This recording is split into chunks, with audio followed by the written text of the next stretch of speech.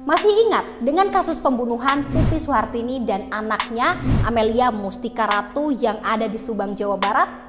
Nah, setelah 2 tahun berlalu, polisi ini mulai nemuin fakta-fakta baru. Ada sosok bermasker yang terekam CCTV sesaat sebelum korban ditemuin. Saya Anggi Puspariana, jurnalis Kompas.com. Jadi gini ceritanya.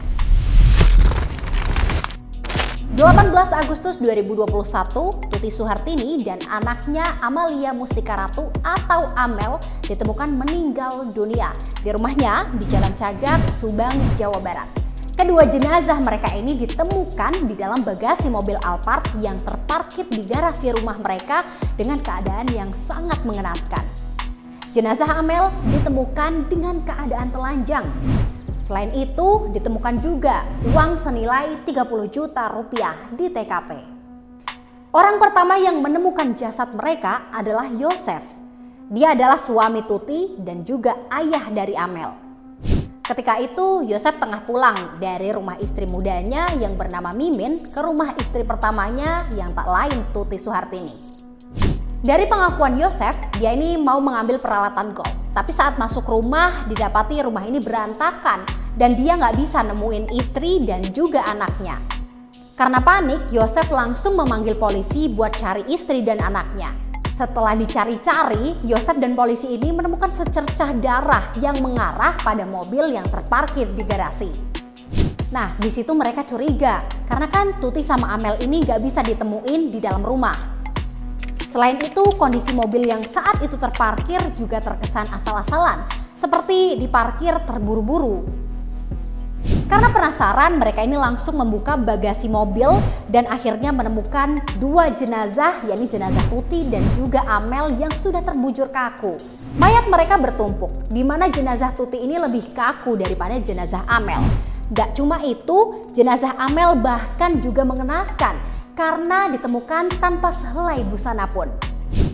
Tapi dari hasil pemeriksaan forensik emang gak ditemukan kekerasan seksual yang dialami Amel. Kejanggalan lainnya saat itu ponsel Amel hilang. Di sisi lain justru di TKP ada uang tunai 30 juta rupiah. Nah, temuan ini jadi tanda tanya besar. Kalaupun pembunuhan ini motifnya perampokan, kenapa uang 30 juta yang ada di TKP nggak ikut raib? Dan pelaku hanya mengambil ponsel Amel. Berangkat dari kejanggalan-kejanggalan itu, polisi akhirnya diterjunin nih ke TKP pembunuhan.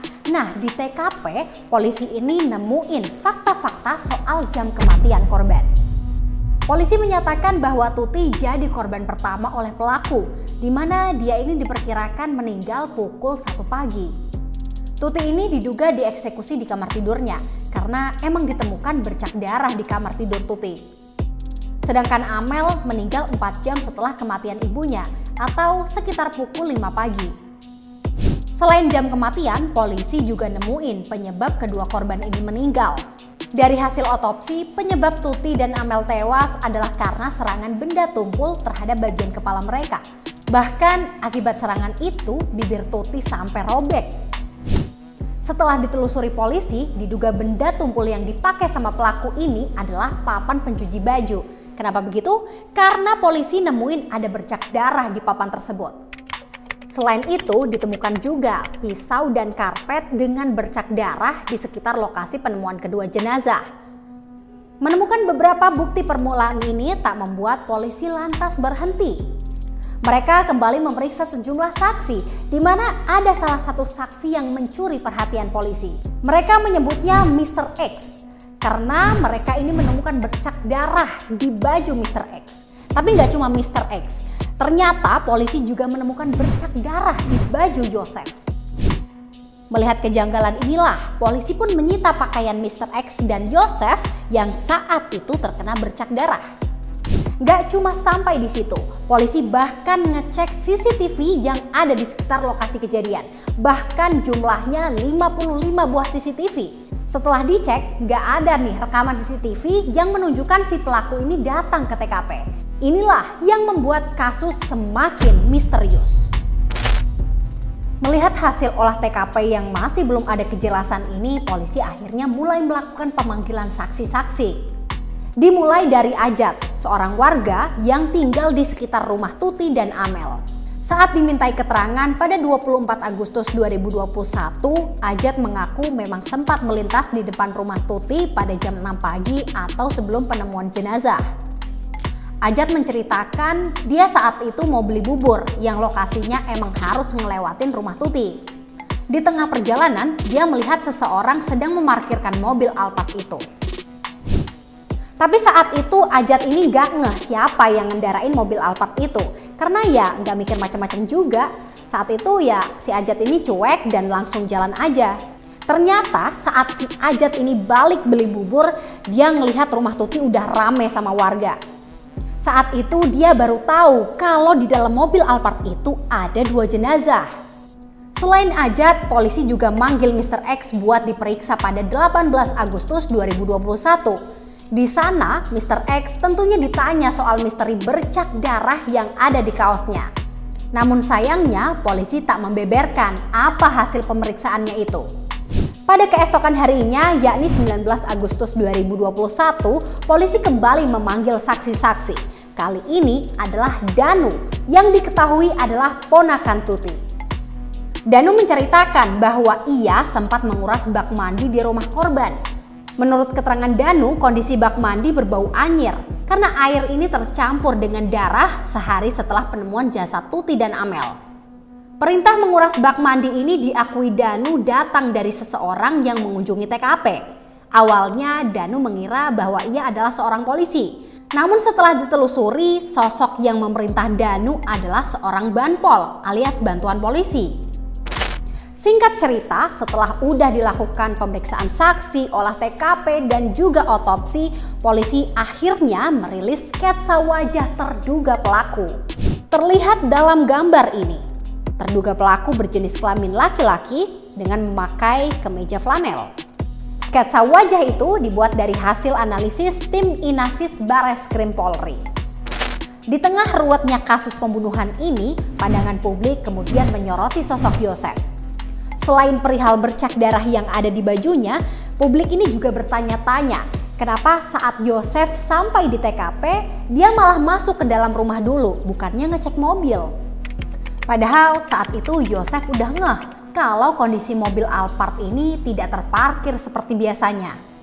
Mendapat tudingan ini, Yosef yang merasa tak terlibat apapun bahkan melapor ke Presiden Jokowi dan meminta perlindungan serta kepastian hukum terhadap kasus ini.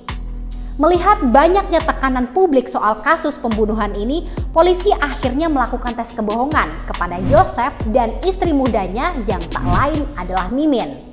Tes kebohongan ini dilaksanakan dalam 2 sesi, yakni pada 17 September 2021 pukul 17 sampai 21 waktu Indonesia Barat, kemudian keesokan harinya atau 18 September 2021 setelah sholat Jumat sampai pukul 15 waktu Indonesia Barat. Dalam tes ini, Yosef dan Mimin dimintai beberapa pertanyaan, yang diantaranya adalah apakah mereka melakukan pembunuhan itu atau mereka menyuruh melakukan pembunuhan terhadap 2 korban itu. Namun lagi-lagi keduanya membantah pernyataan itu. Lantas gimana hasil lie detector? Ya, sayangnya hasil lie detector tak diungkapkan oleh pihak polisi. 2 Agustus 2023, babak baru dari kasus pembunuhan ini dimulai. 15 saksi kembali diperiksa polisi, dan 2 diantaranya adalah Abi Aulia dan Arigi Reksa Pratama yang tak lain adalah 2 anak dari istri kedua Yosef. Kalau menurut pengacaranya sih, materi yang ditanyakan masih sama dengan yang terdahulu. Sekedar merefresh. Selanjutnya pada 7 Agustus 2023, Polda Jawa Barat kembali memeriksa 4 saksi dan ada yang baru diantaranya. Polisi menyebut saksi ini adalah orang terdekat dan keluarga dari korban. Namun belum ada informasi detail terkait data para saksi. Eits, gak cuma sampai di situ. Menurut informasi, para saksi ini diperlihatkan sebuah rekaman CCTV yang ada di rumah korban. Rekaman CCTV itu memperlihatkan kondisi pagi sebelum jasad ditemukan. Dan dari CCTV itu, Mau tahu berita dan informasi terkini? Subscribe aja YouTube Kompas.com. Oh iya, ikuti juga media sosial Kompas.com ini ya. Dan dari rekaman CCTV itu terekam seorang pria yang lagi mondar-mandir di sekitar TKP saat hari kejadian. Menurut informasi, pria itu memakai masker, kemudian memiliki rambut belah dua, dan umurnya ini sekitar 30-40 tahunan. Tapi sayangnya sampai sekarang polisi belum tahu siapa pria yang mondar-mandir di halaman rumah Bu Tuti. 5 kali olah TKP sudah dilakukan, 2 kali otopsi juga sudah dilaksanakan. Bahkan polisi sudah memanggil ratusan saksi dan menghimpun 216 alat bukti. Namun hingga kini hasilnya masih nihil.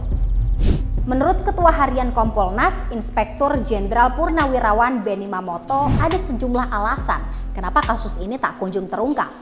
Mulai dari terbatasnya CCTV dan juga sikap hati-hati polisi dalam menetapkan tersangka. Namun begitu, nyatanya sosok ini tak bisa mengalihkan sorotan publik terhadap sosok Yosef. Publik masih mencurigai bahwa Yoseflah yang ada di balik pembunuhan tragis ibu dan anak di Subang ini. Tapi menurut kalian gimana? Siapa sosok yang patut dicurigai? Gak ada kejahatan yang sempurna. Pasti ada celah untuk mengungkap faktanya. Teka-teki kasus ini belum berakhir. Semoga segera menemukan terang dan korban lekas mendapatkan keadilan. Ketemu lagi di cerita-cerita selanjutnya. Bye!